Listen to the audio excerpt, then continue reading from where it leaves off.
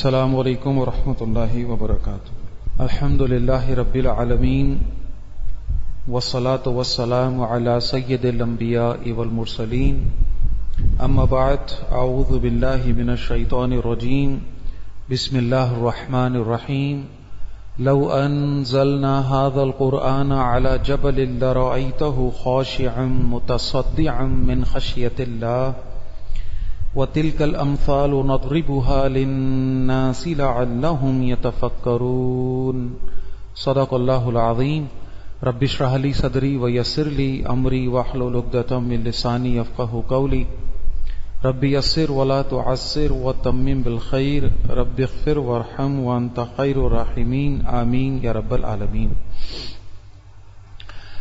انشاءاللہ اس وقت جو ارادہ ہے وہ یہ کہ مسلمانوں پر قرآن مجید کے حقوق، یہ کتابچہ اس وقت میرے ہاتھ میں بھی ہے اور تعارف کا محتاج نہیں ہے اس سینس میں کہ الحمدللہ یہ وہ موضوع ہے کہ جو اللہ کا شکر ہے کہ بہت زیادہ جس کا بیانات بھی ہوتے ہیں، دروس بھی ہوتے ہیں، اور اللہ تعالیٰ نے محترم ڈاکٹر اسرار احمد رحمۃ اللہ علیہ کو یہ اپنے خاص فضل سے یہ توفیق عطا فرمائی، اور انہوں نے ایک ایسے وقت میں کہ جب بالعموم قرآن مجید سے ایک دوری کا اور ایک خاص زاویے سے کہہ لیجئے کہ اس کی اہمیت جو ہے وہ امت میں ایک کمی کا معاملہ ہو گیا تھا اپنے زندگی کے، خاص طور پر جو ہمارے دروس اور ہماری تعلیم و تعلم کے میدان ہیں وہاں پر، تو ایسے موقع پہ انہوں نے پھر یہ بھولا ہوا سبق ہمیں یاد دلایا، اور زوردار جو ہے وہ یہ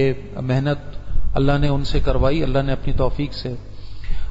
اور مسلمانوں کا جو قرآن مجید کے ساتھ ایک تفاوت، ایک تعلق، ایک نسبت جو ہونا چاہیے، اس پر الحمدللہ جو بہت سے اکابرین ہمارے اسلاف اس پر توجہ دلاتے رہے، اور موجودہ دور کے حساب سے عام فہم زبان میں سادہ ترین انداز میں دو چار کی طرح واضح کر کے اور ایک خاص ترتیب میں پھر ڈاکٹر صاحب نے اس کو بیان کیا۔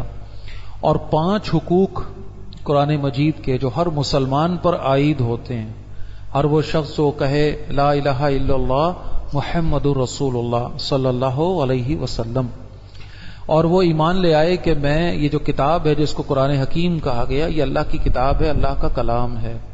اب وہ کیا کرے، کیسے اس ایمان کا اظہار ہو؟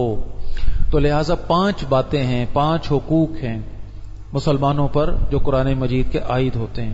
تو بہرحال جی یہ 1968 میں ڈاکٹر اسرار احمد صاحب نے یہ تقریر کی، اور اس کے بعد پھر بہرحال اس کو کتابی صورت میں بھی شائع کیا گیا۔ مولانا یوسف بنوری رحمہ اللہ جس وقت بانی محترم اس کتابچے کو دوران سفر اپنے حجاز میں ہی مکمل انہوں نے کیا تھا، اسی دوران میں ان کے پاس ساتھ موجود تھے، اور انہوں نے پھر اس پر اپنے کمنٹس بھی لکھے، اس کی بہت تعریف بھی کی، کچھ اصلاح کے بھی 1-2 نکات انہوں نے وہاں پر رکھے۔ اور بہرحال یہ کہ اس کے بعد اس کتابچے کو عوام الناس میں بڑی پذیرائی بھی ملی، اور تقریباً جو زبانیں ہمارے ہاں معروف ہیں ان زبانوں میں اس کتابچے کا ترجمہ ہو چکا الحمدللہ مختلف زبانوں میں، اور اللہ کے فضل سے اس کی قبولیت کا معاملہ یہ کہ تقریباً خواص میں، عوام میں یہ جو خاص موضوع ہے اس کو بیان کیا جاتا ہے۔ اب آ جائیے یہ حقوق کیا کیا ہیں، اور اس کو اگر ایک خاص ترتیب میں دیکھ لیں، 5 حقوق۔ سب سے پہلا جو ہے وہ یہ ہے کہ اس قرآن پر ایمان لایا جائے۔ ظاہر ہے یہ تو سب سے پہلا حق ہے، اور اس کے تو دعوے دار ہم سب ہیں، لیکن تھوڑی سی اس کی تفصیل انشاءاللہ بھی آپ کے سامنے رکھتا ہوں۔ تو ایمان لایا جائے۔ دوسرا حق یہ ہے کہ اس کی تلاوت کی جائے۔ تیسرا حق یہ ہے کہ اس پر غور و فکر کیا جائے۔ چوتھا حق یہ ہے کہ اب اس کے حکم پر عمل کیا جائے۔ اور 5واں حق قرآن مجید کا یہ ہے کہ اس کو دوسروں تک پہنچانے کی محنت کی جائے۔ یہ 5 حقوق ہیں جو قرآن مجید ہی کی آیات کے ضمن میں اور رسول اللہ صلی اللہ علیہ وسلم کی احادیث کے ضمن میں ہم سب پر عائد ہوتے ہیں۔ پہلی بنیادی بات کہ بھئی اس پر ایمان لایا جائے، تو ذرا اس بات کو سمجھ لیجئے، الحمدللہ بحیثیت مسلمان میرا آپ کا ہم سب کا دعویٰ ہے، ہم اس کتاب پر ایمان رکھتے ہیں اور اس کتاب کو اللہ کا کلام مانتے ہیں، اس میں تو کوئی دو رائے نہیں، کوئی شک نہیں، اور خدا نہ خواستہ معاذ اللہ اگر کوئی شخص اس قرآن مجید پر ایمان سے انکار کر دے تو وہ تو دائرہ اسلام سے ہی خارج ہو جائے گا، اس کی گنجائش ہی نہیں بنے گی۔ لیکن جو بات اصلاً سمجھنے کی ہے اس کو ایک خاص زاویے سے دیکھیے۔ قرآن مجید نے اس زمانے میں بھی جب یہ قرآن نازل ہو رہا تھا، ایمان کی جب دعوت دی تو ایمان کا معیار بھی بتایا۔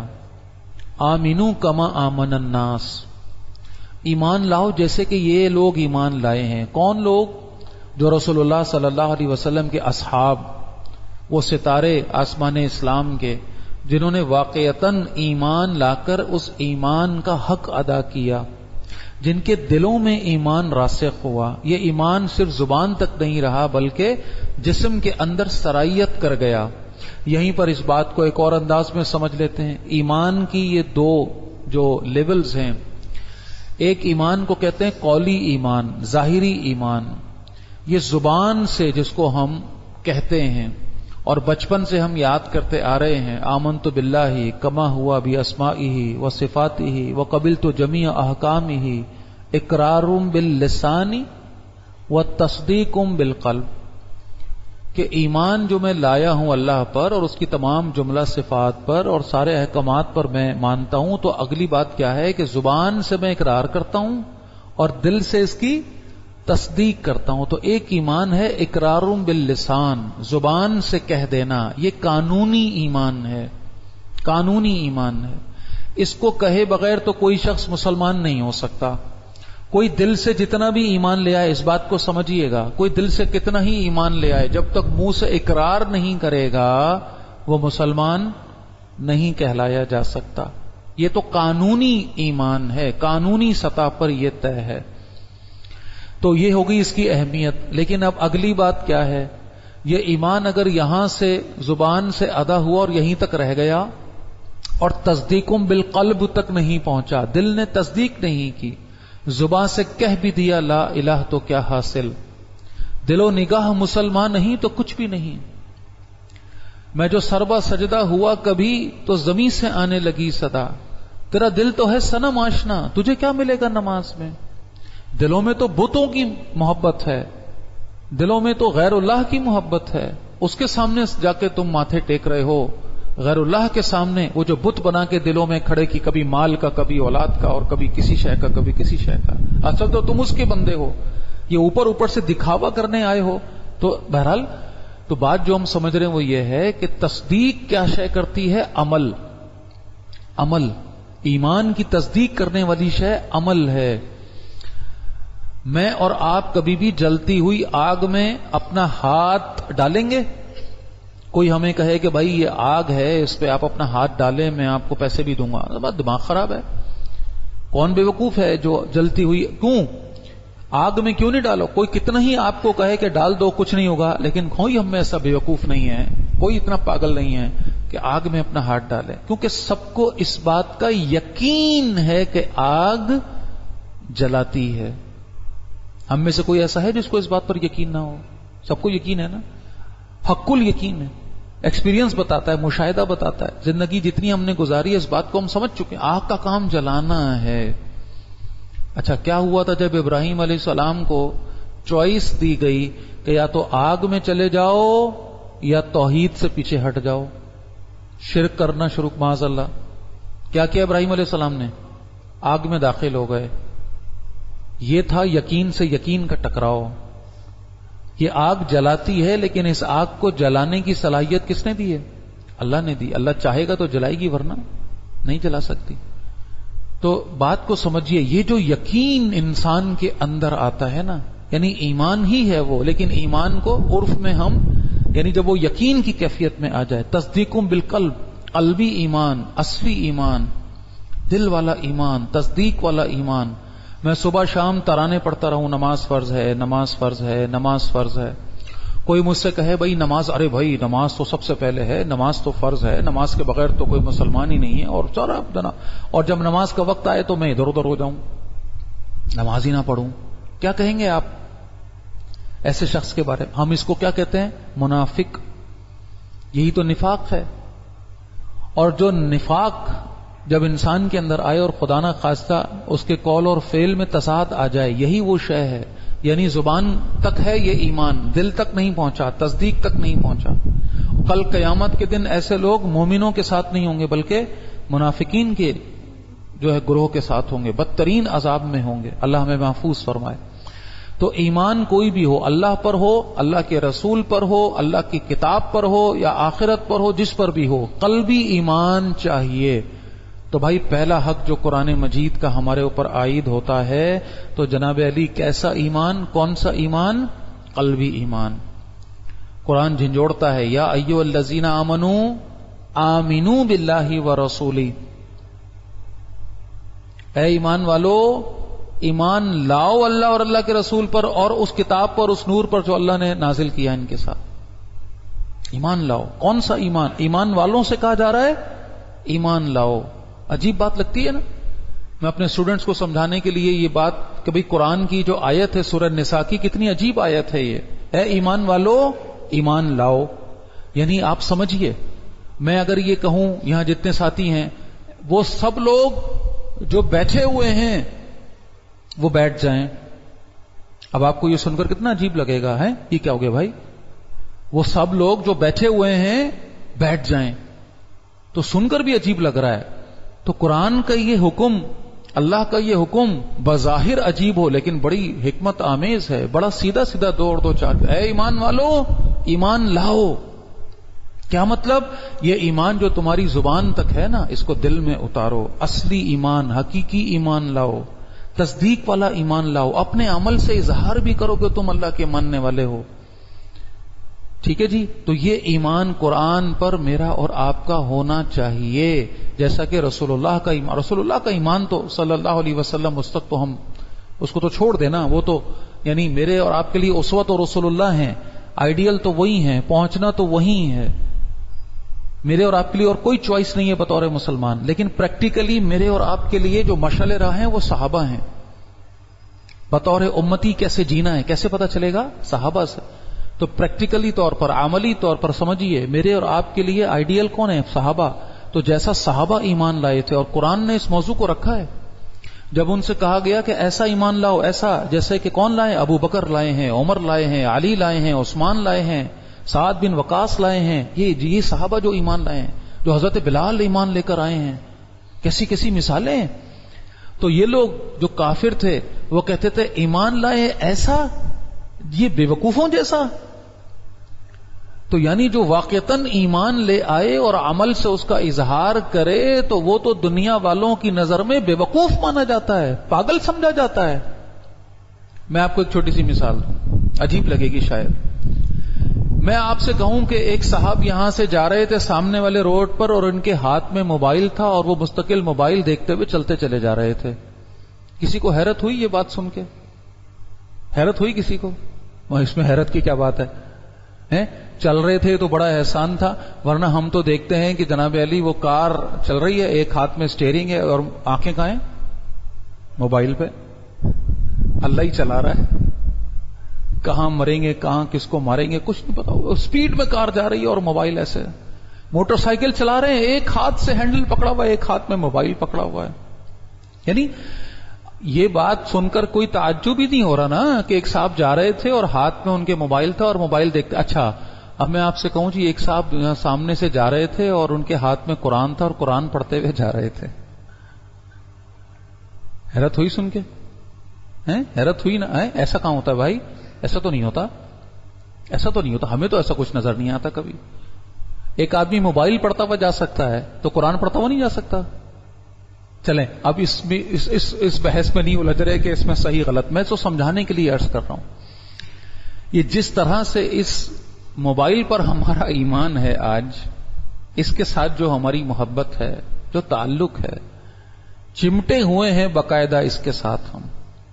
حالانکہ قرآن نے تو کیا بات کہی مجھ سے اور آپ سے؟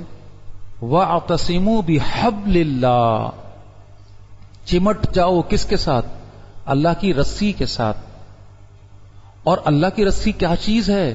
اللہ کے نبی نے وضاحت فرما دی، هُوَ حَبْلُ اللَّهِ الْمَتِينُ. یہ قرآن، یہ اللہ کی رسی ہے. اور کیا الفاظ ہیں! یہ اللہ کی رسی ہے جس کا ایک سرا اللہ کے ہاتھ میں ہے. ممدود الی السماء الی الارض. من السماء الی الارض، لٹک رہی ہے آسمان سے زمین کی طرف. اس کے بعد اور کیا بات رہ جاتی ہے؟ ایسی رسی جس کا ایک سرا اللہ کے ہاتھ میں، یعنی میں کہیں گرا ہوں، کیچڑ میں ہوں، گندگی میں ہوں، گڑھے میں ہوں، یہ گمراہیوں کے گڑھے ہیں، تاریکیاں ہیں، یہ ظلمتیں ہیں، یہ شرک اور الہاد اور نہ جانے کس کس شے کے اندھیرے ہیں، یہاں پڑا ہوں میں ایک گڑھے کے اندر، اور نکالنے والا اوپر ہے، اور وہ رسی پھینکے نیچے، اور اس رسی کو اس نے مضبوط ہاتھوں سے اپنے پکڑا ہوا ہے، اور وہ کہے کہ یہ رسی تھام لو تاکہ میں تمہیں اس گڑھے سے باہر نکالوں، اور میں اس رسی کو پکڑنے کو تیار نہ ہوں. سمجھ آ رہی ہے نا بات؟ وہ اللہ نے، اور یہ قرآن یہ کیا کرتا ہے؟ وہ اللہ اس قرآن کے ذریعے کیا کرتا ہے؟ یخرجہم من الظلمات الی النور، وہ تاریکیوں سے روشنی کی طرف، نور کی طرف نکالتا ہے. تو یہ ساری چیزیں جوڑتے چلے جائیں. اور اسی کو ایک اور انداز میں جو قرآن بار بار ہمارے سامنے رکھتا ہے، میں اگر اندھیرے میں ہوں، راستہ گم ہو گیا، میرا بھٹک گیا، جس کا راہ بھٹک جائے، راستہ گم ہو جائے، اسے کیا کہتے ہیں؟ گمراہ. گمراہ، جس کی راہ گم ہو گئی، جس کا منزل، مجھے جہاں جانا تھا میں بھول گیا کہاں جانا ہے. وہ مثال تو پرانی ہے، بڑی مزیدار مثال ہے. آپ یہاں کھڑے ہوں، سامنے سے ایک صاحب ہانپتے ہوئے، بھاگتے ہوئے، دوڑتے ہوئے، پسینے میں شرابور آپ کے سامنے آئے، آپ کو دیکھ کر ترس آئے، پتہ نہیں بیچارے کے ساتھ کیا معاملہ ہے، کہاں جا رہا ہے، کہاں بھاگ رہا ہے، بھائی سب خیریت ہے. وہ ایک دم آپ کے پاس آئے اور کہے بھائی آپ مجھے راستہ بتا دیں گے؟ تو آپ کہیں گے ہاں ہاں یار کیوں نہیں، وائی ناٹ. مطلب اس آدمی کی حالت دیکھ کر ہی ترس آ رہا ہو. وہ کہے جی آپ مجھے راستہ بتا دیں گے؟ آپ بولے ہاں ہاں میں بتا دوں گا، کہاں جانا ہے آپ کو؟ اور وہ کہے جی یہ تو مجھے نہیں پتا، یہ تو مجھے نہیں پتا کہ مجھے کہاں جانا. اب کیا کہیں گے آپ اس کو؟ پاگل سمجھیں گے کہ نہیں سمجھیں گے؟ او بھائی جب تجھے یہی نہیں پتا تجھے جانا کہاں ہے، تو یہ اپنے آپ کو یہ ہانپتے کانپتے کہاں بھاگ رہے ہو؟ یہ ہم سب کی مثال ہے.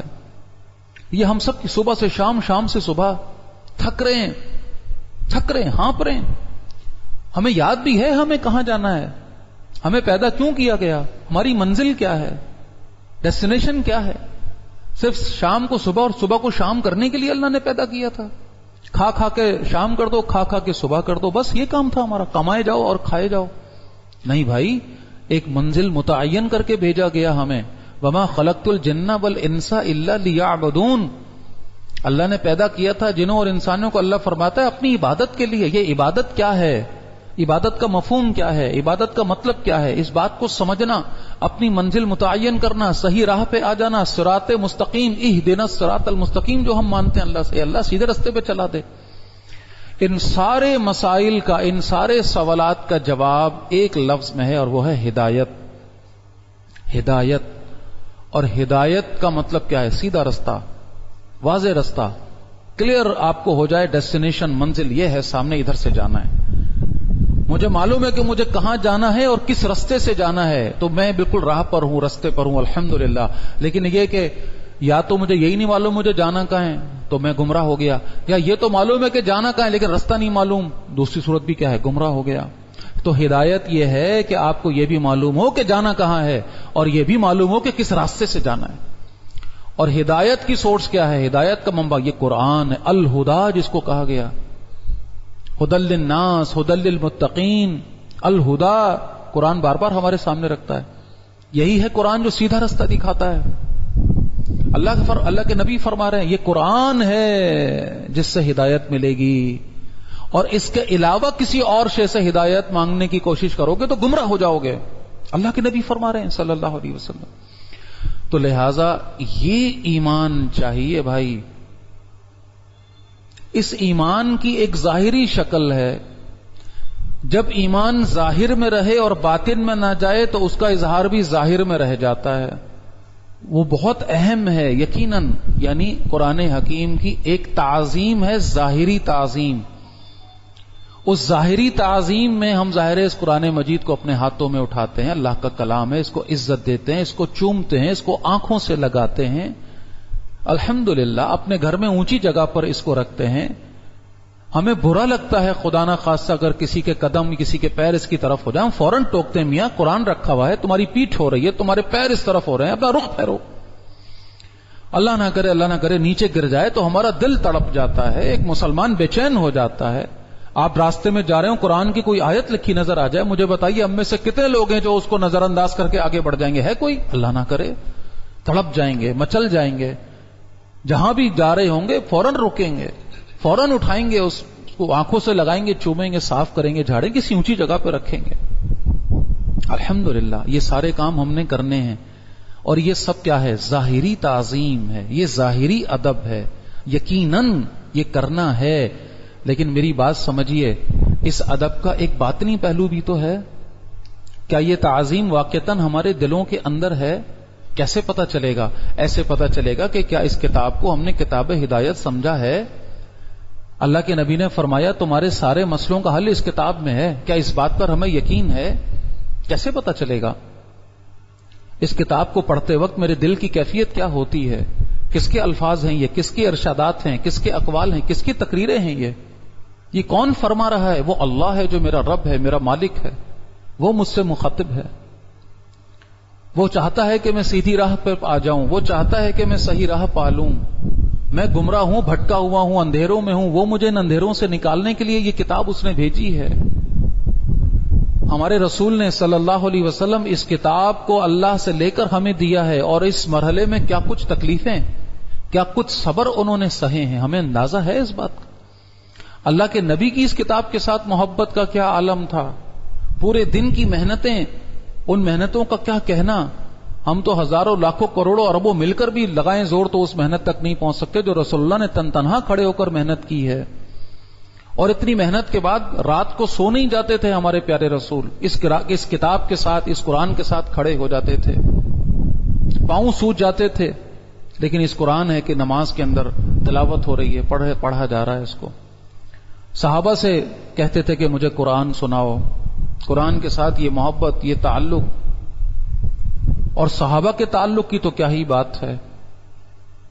دو صحابہ ہیں، ایک موقع پہ پہرے کے اوپر کھڑے کر دیے گئے، اور یہ ہے کہ ایک نے کہا کہ میں اب آرام کرتا ہوں، تمہاری باری، تم کھڑے ہو جاؤ، جب تمہارا وقت پورا ہوگا تو پھر تم آرام کرنا، میں کھڑا ہوں گا، ٹھیک ہے بھائی۔ تو ایک سو گئے اور ایک کھڑے ہو گئے پہرے پہ۔ یہ تھوڑی اونچی جگہ پر تھے، ایک دشمنوں کی ٹولی کہیں سے گزری، انہوں نے دور سے کھیولا رات میں دیکھا، تو یہ چیک کرنے کے لیے کیا انہوں نے تیر مارا، تیر آ کے لگا، سیدھا پیوست ہو گیا۔ اچھا، انہوں نے نیت مان لی تھی نماز کی، یہ کھڑے ہوئے، انہوں نے کہا کرنا کیا ہے، نماز کی نیت مان لی، نماز، کھڑے ہو گئے، نماز پڑھ رہے ہیں۔ انہوں نے تیر مارا، تیر آ کے لگا، ٹس سے مس نہیں ہوئے، دوسرا تیر مارا، تیسرا تیر مارا، تو انہوں نے کہا بھائی یہ تو کوئی درخت وغیرہ لگ رہا ہے، انسان نہیں ہے یہ، چلے گئے۔ انہوں نے اپنی نماز پوری کی، نماز پوری کرنے کے بعد اپنے ساتھی کو اٹھایا، حال دیکھا، خونم خون ہو رہے ہیں، جان کا مسئلہ بنا، 3 تیر لگے ہوئے ہیں۔ ارے آپ نے مجھے اٹھایا کیوں نہیں، آپ نے مجھے جگایا کیوں نہیں؟ کہنے لگے سورہ کہف کی تلاوت شروع کر لی تھی، دل نہیں مانا کہ اس کو بیچ میں چھوڑ دوں۔ کیا عجیب لوگ ہیں۔ ایک صحابی کا مسئلہ ہے، پاؤں میں ایک کیفیت ہو گئی ہے، جراح کہتا ہے جی آپ کی ٹانگ کاٹنی پڑے گی، اس کے بغیر گزارا نہیں ہے۔ اور اس زمانے میں اور کوئی آپشن تھا نہیں، تو وہ میڈیکل پوائنٹ آف ویو سے تھوڑی سی شراب پلائی جاتی تھی تاکہ وہ ایک تکلیف کا معاملہ، تو جی تھوڑی شراب کہہ دی، اس کو تو نہیں پیوں گا میں۔ کہا کہ بھائی یہ تو کیسے پھر ٹانگ کاٹنی ہے آپ کی؟ کہا کہ اس میں کیا مسئلہ ہے، میں نماز کی نیت باندھتا ہوں، قرآن پڑھتا ہوں، تم کاٹ دو۔ قرآن پڑھتے وقت کسی کو کیا پتا کہ کیا ہو رہا ہے اس کو، یہ صحابہ کا معاملہ تھا، یہ صحابہ کا معاملہ۔ بہرحال تو میں جو عرض کر رہا ہوں ساری بات کا حاصل یہ قرآن، اس کے اوپر یقین، اس کے ساتھ محبت، یہ ہماری زندگیوں میں اہمیت اختیار کرے، اس کے ساتھ وقت ہمارا گزر رہا ہو۔ اور دیکھیے اس کو ایک اور اینگل سے دیکھیے، 2 شکوے ہیں جو خود قرآن کے اندر آئے ہیں۔ ایک شکوہ ہے رسول اللہ کا صلی اللہ علیہ وسلم جو سورہ فرقان کے اندر آتا ہے۔ سورہ فرقان پڑھیں، آخری حصے میں جا کر آپ کو وہ آیت مل جائے گی۔ اللہ کے نبی کل قیامت کے دن فرمائیں گے رب سے کہ اے رب، میری قوم نے اس قرآن کو چھوڑ دینے کے قابل شے سمجھا، ترک کر دینے کے قابل شے سمجھا۔ یہ شکوہ فرما رہے رسول اللہ صلی اللہ علیہ وسلم اور اپنی قوم کے حوالے سے فرما رہے ہیں۔ اور 2 شکوے اللہ کے ہیں قرآن کے اندر، اللہ نے بھی یہ انداز اختیار فرمایا۔ ایک سورہ واقعہ کے اندر ہے، جب اس قرآن کی عظمت بتائی، لوح محفوظ سے اللہ نے یہ قرآن اتارا تمہارے لیے، یہ عظیم کلام، یہ کتاب، اور اس عظیم قرآن جیسی شے سے تم بے اتنائی برت رہے ہو، اس قرآن جیسی شے سے بے اتنائی برت رہے ہو. اور ایک شکوہ سورہ شورا کے اندر ہے، اور وہ کیا ہے؟ اللہ فرما رہا ہے جن لوگوں کو ہم نے اس کا وارث بنایا ہے وہ اس کے بارے میں شک میں مبتلا ہیں. یہ شک کہ پتہ نہیں یہ کتاب یہ آج کے دور میں ویلڈ ہے بھی کہ نہیں، معاذ اللہ اس کے احکامات آج کام ہیں کہ بھی نہیں، یا یہ کہ اس کتاب میں ہی جو ہے وہ ہمیں ہدایت ملے گی، یا یہ کہ اس کتاب ہی سے ہمارے سارے مسائل ہمارے معاملات ہینڈل ہوں گے. یہ شکوک ہے نا، شک. اس کتاب میں اللہ نے جو احکامات اتارے ہیں واقعی ان پر عمل کیا بھی جا سکتا ہے کہ نہیں کیا جا سکتا؟ یہ سب کیا ہے؟ شکوک. عوام و خواص بہرحال بالعموم اس شک میں مبتلا ہیں. اللہ ہم پہ رحم فرمائے. تو ایمان کون سا ایمان؟ وہ ایمان جو واقعتاً اصلی والا ایمان جو اللہ کے نبی لائے تھے. آمن الرسول بما انزل الیہ من ربہ والمؤمنون، ایمان لائے یہ رسول اس پر جو اتارا گیا ان پر ان کے رب کی طرف سے، اور وہ اہل ایمان بھی جو ان کے ساتھ ہیں وہ ایمان لائے ہیں. ایسا ایمان اللہ تعالیٰ مجھے اور آپ کو عطا فرمائے جو شکوک اور شبہات سے ماورا ہو، کسی قسم کا کوئی شک نہ ہو. اور وہ جو آیت آپ کے سامنے سورہ شورا کی جو میں نے ریفر کی، وَإِنَّ الَّذِينَ أُورِثُوا الْكِتَابَ مِن بَعْدِهِمْ لَفِي شَكٍّ مِّنْهُ مُرِيبٍ، اور وہ لوگ جو وارث ہوئے اس کتاب کے، اس کتاب الہی کے اس کے بعد، وہ اس کے بارے میں شک و شبہات میں مبتلا ہیں. تو اس فتوے سے خدا نہ خواستہ ہم یہ کہ اس میں نہ ہو بلکہ اس سے ہم نکل جائیں. لہذا ہم میں سے ہر ایک دیکھے کہ اپنے اندر ٹٹولے کیا قرآن مجید کو محض ایک ڈوگما سمجھ کے، ایک مقدس صحیفہ سمجھ کے کہ جو اسی لیے نازل ہوا کہ بس اس کو چومو، سر پہ رکھو، آنکھوں سے لگاؤ اور پھر اوپر کہیں رکھ دو، جب کوئی موقع آ جائے تو اس کو اٹھاؤ اور کچھ اس کی آیات پڑھ لو، سمجھ آئیں کہ نہ آئیں کیا فرق پڑتا ہے؟ ثواب تو مل رہا ہے یقیناً. بے شک قرآن کو چھونا ثواب، قرآن کو ہاتھوں میں اٹھانا ثواب. ایک شخص کے ہاتھ میں قرآن ہو تو اس کی قدر بڑھ جاتی ہے، ویلیو بڑھ جاتی ہے. ہر حرف پہ 10 نیکیاں، ہر حرف پہ. اور سمجھیے گا میں جو مثال آپ کو سمجھا رہا ہوں، میں اگر آپ سے کہوں کہ بھائی یہ انعام ہے جو کہ آپ کو ملے گا، اور اس کے ساتھ جو ہوتا نا آج کل چلتا ہے بائی 1 get 1 فری، تو بھائی آپ جو ہے نا آپ کے لیے ایک انعام یہ ہے، ایک بڑا یہ پیکٹ ہے، اس کے اندر آپ کے لیے ایک انعام ہے، اور اس کے ساتھ ایک یہ چھوٹا پیکٹ بھی آپ کو ساتھ میں ملے گا، انعام پر انعام. اچھا ایمانداری سے بتائیے گا ہم میں سے کتنے ہوں گے جو صرف اس چھوٹے پیکٹ کو لے کر واپس آ جائیں گے؟ انعام کیا تھا؟ وہ بڑا والا پیکٹ، اس کے ساتھ بونس کے طور پہ وہ ہوتا نا وہ کیچپ کے ساتھ چھوٹا والا وہ بھی لگا دیتے ہیں، مسالے کا ہے جب ہم خریدنے جاتے ہیں. اصل شے وہ تھی بڑی والی، اس کے ساتھ انہوں نے کہا لو بھائی دل کھلا ہوا ہے آج یہ بھی لے جاؤ چھوٹا والا. تو ایک شخص آئے اور بولے چھوڑو یار بڑے والے کو ہی چھوٹا والا ہی دے دو مجھے. کوئی ہوگا ہم میں سے؟ سوال ہی پیدا نہیں ہوتا، سوال ہی پیدا نہیں ہوتا کہ اس بڑے انعام کو چھوڑ کے چھوٹے کو لے آئے. تو بات کو سمجھیے، ہر حرف پہ 10 نیکیاں یقیناً ہیں. معاذ اللہ اس پہ تو کوئی شک کر ہی نہیں سکتا. اللہ کے نبی نے فرمایا وہ شک کرے گا اس کا ایمان خطرے میں پڑ جائے گا. لیکن قرآن حکیم کا محض یہ ہے اتارے جانے کا مقصد کہ ہم صرف ایک حرف کی 10 نیکیاں لے کر سمجھیں کہ ہمارا کام پورا ہو گیا. جو ہمیں آسمان دینے آیا اس سے ہم بس کچھ حصہ زمین کا لیں اور کہیں کہ کام پورا ہو گیا. وہ قرآن، وہ اللہ کی کلام، وہ کتاب جو ہمیں خلافت کی راہ دکھانے آیا، جو دنیا کو ہمارے زیر کرنے کے لیے، جس کو اللہ کے رسول کے صحابہ نے جب اس کو سمجھا تو اللہ نے خلافت عطا فرمائی، آدھی دنیا جو ہے ان کے قدموں میں لا کے ڈھیر کر دی. تو بات کو سمجھیے بھائی، یہ تو بونس ہے، یہ تو ایک فضل ہے اللہ کا کہ بھائی اصل مقصد کیا تھا اس کتاب کے اتارے جانے کا؟ ہدایت. الہدا. تم اس ہدایت کے رستے پر چلو، اس کتاب کو اپنا امام بناؤ. دو دعا بھی ہم کرتے ہیں قرآن کے پڑھنے کے آخر میں، اللہ اس کو ہمارا امام بنا دے. امام کون ہوتا ہے؟ جو رستہ دکھاتا ہے، راہ دکھاتا ہے، آگے جاتا ہے. اور یہ ہے کہ جب تم اس رستے پہ چلو گے تو تمہیں مزید بونس کے طور پہ یہ 10 ہر حرف پہ 10 نیکیاں تمہیں مزید ملیں گی. ہم نے کہا بس یہ نیکیاں لے کر بیٹھ جاؤ آرام سے. اصل مقصد قرآن کے اتارے جانے کا، وہ عظیم مقصد. تو ایسا ایمان قرآن کے اوپر ہو. وَاعْتَصِمُوا بِحَبْلِ اللَّهِ. ایک مسلمان کی زندگی میں، اب دیکھیے یہ ساری میں نے آپ کے سامنے پوری اوورال ایک جائزہ رکھ دیا. اب اس کے عملی مظاہر کیا ہوں گے؟ لاجیکل بات ہے. واقعتاً اس کتاب کی اگر اہمیت میرے دل میں ہے، یہ ایمان میرے دل میں ہے، یہ یقین میرے دل میں ہے، تو خود بخود اس کا جو دوسرا حق ہے وہ کیا تھا بھائی؟ تلاوت. مجھے بتائیے اگر واقعی میرا یہ ایمان کا لیول ہے اس قرآن کے اوپر، تو میرا کوئی دن گزرے گا اس کی تلاوت کے بغیر؟ بلکہ اصلاً تو بات یہ اللہ مجھے اور آپ کو ایسا ایمان عطا فرمائے کہ میرا وہ وقت جو قرآن کے بغیر گزرے گا مجھے بے چین کر دے گا، مجھے تڑپا دے گا. میں تو اپنے کاموں کو سمیٹ کر جلدی جلدی کر کے دوڑوں گا، لپکوں گا کہ اللہ کی کتاب اٹھاؤں اور اس کو پڑھنا شروع کر دوں.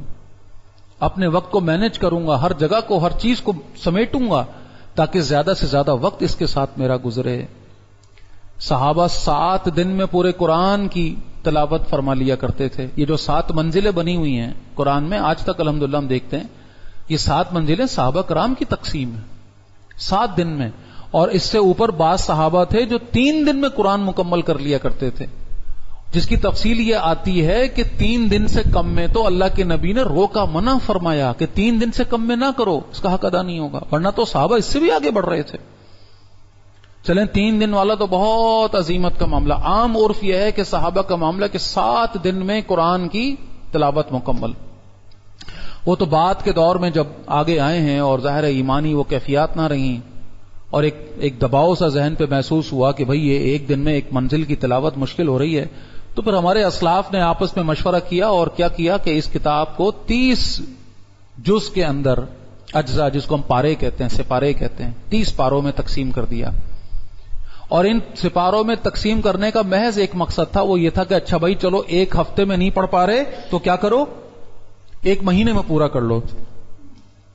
30 پارے بن گئے، ایک پارا 1 حصہ روز پڑھو، لہذا کم از کم کیا ہو جائے، 1 مہینے میں قرآن کی تلاوت پوری ہو جائے. اس کے بعد کسی کی ہمت نہیں ہوئی اس کو مزید کرنے کی، اس کے بعد نہیں ہوئی. تو کم از کم کے درجے میں 1 پارا تلاوت یہ بنتی ہے. اس سے کم میں تو یہ بڑا مسئلہ ہے. اس سے کم میں تو ہم اگر کہیں کہ ہم مسلمان ہیں، اس کتاب پر ایمان رکھنے والے ہیں، اور پھر ہم بتائیں کہ روزانہ 1 پارا تلاوت ہم نہیں کر رہے. اللہ مجھے بھی توفیق عطا فرمائے، اللہ ہم سب کو یہ بات سمجھائے.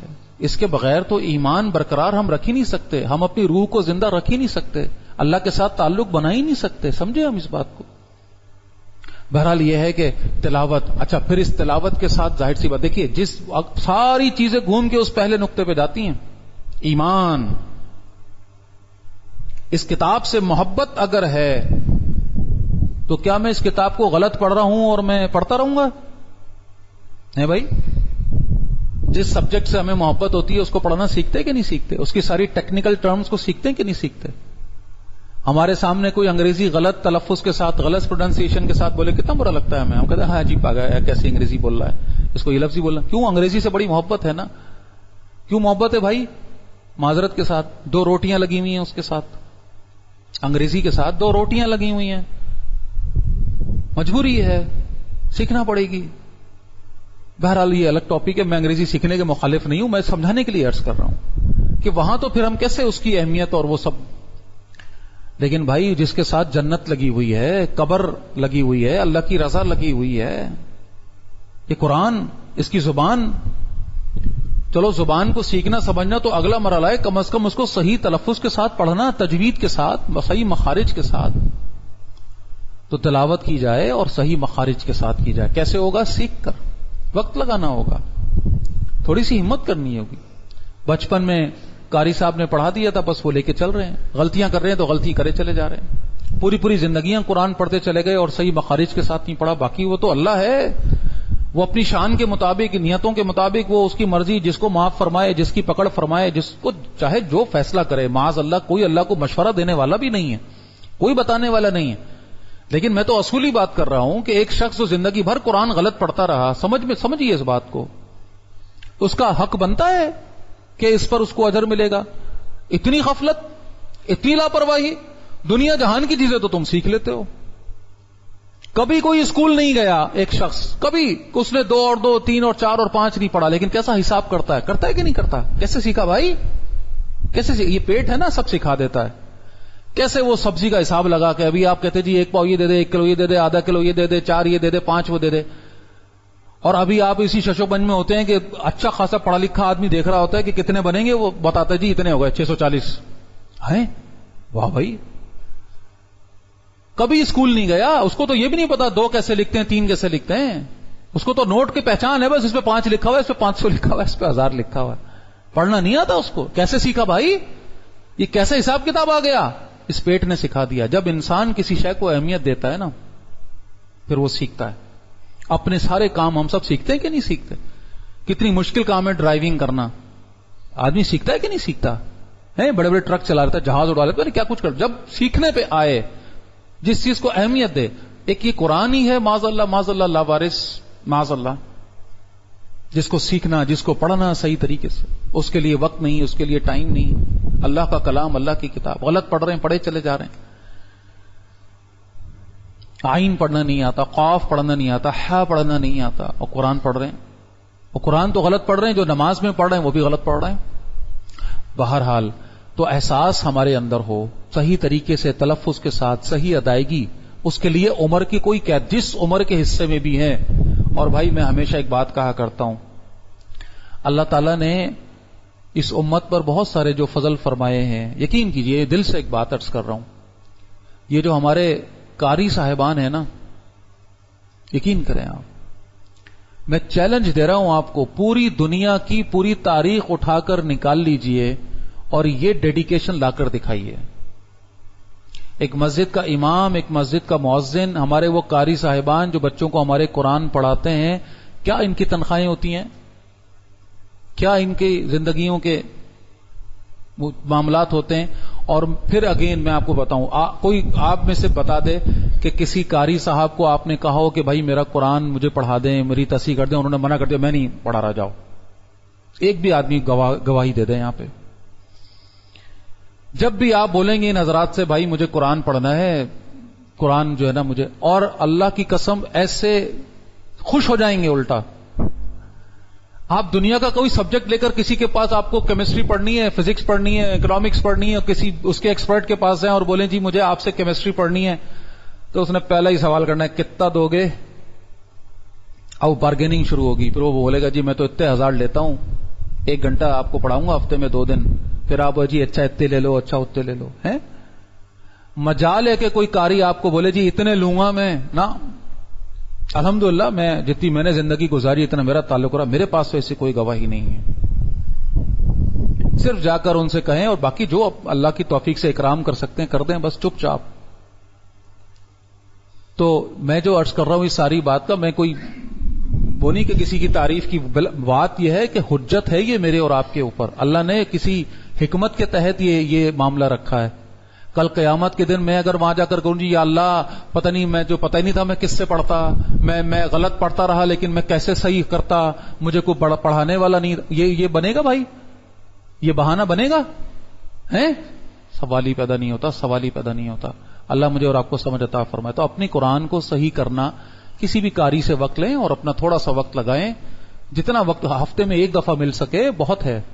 تھوڑا سا بیٹھ جائیں، ان کو سنائیں، ان سے بولے بھی تصحیح کرے، میرا مخارج میرے صحیح کر دے. پھر یہ ہے کہ اس قرآن کو ظاہر تلاوت کے حوالے سے اس کے ظاہری اداب بھی میں نے شروع میں آپ کے سامنے رکھے. باطنی ادب یہ ہے کہ اس کو ہدایت کی نیت لے کر پڑھنا ہو، ہدایت کی نیت لے کر.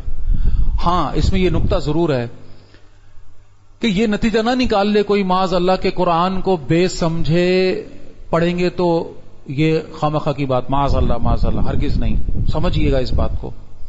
اللہ تعالیٰ نے ہمارے یعنی انسان کے اندر جو کچھ بھی ہماری ریکوائرمنٹ، جو ہماری نیڈز رکھی ہیں، ضروریات رکھی ہیں نا، یعنی ہمارے جسم کے اندر اٹھنے والے بہت سے ایسے برقی امپلسز ہوتے ہیں جو ہمارے اندر جب ادھر ادھر ٹکرے مارتے ہیں تو یہ فکر، یہ سٹریس، یہ پریشانی، یہ تناؤ، یہ نہ جانے بیماریاں اور نہ جانے کیا کچھ.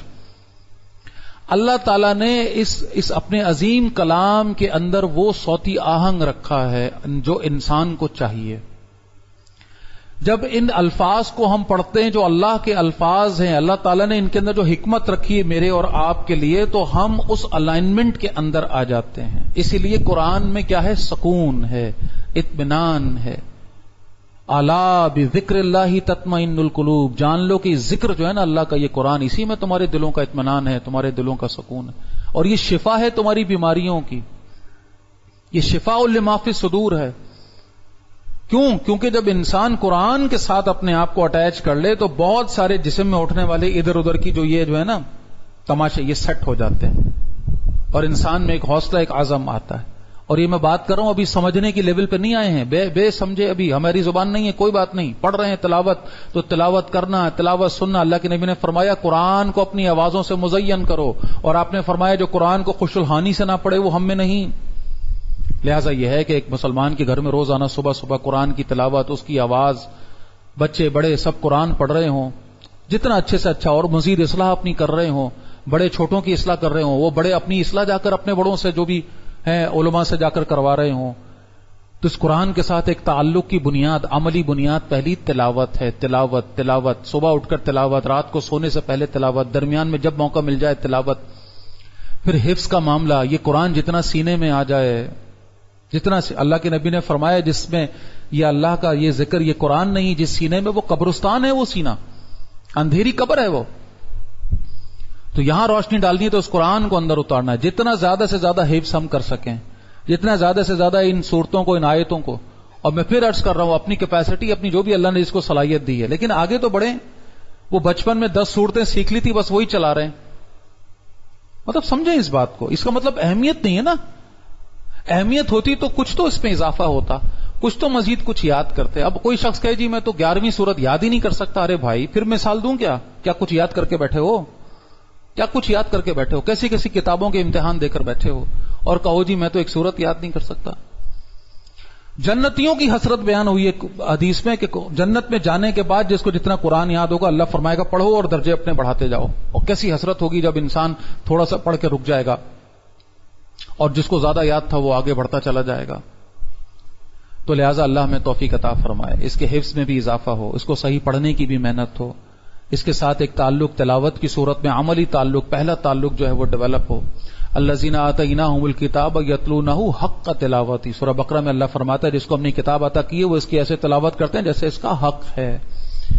اور آخری بات یہ ہے کہ جب یہ قرآن زبان کے اوپر آتا ہے، یہ ذکر قال کہلاتا ہے، تو پھر یہ دل میں اترتا ہے، پھر یہ اپنی جگہ بناتا ہے۔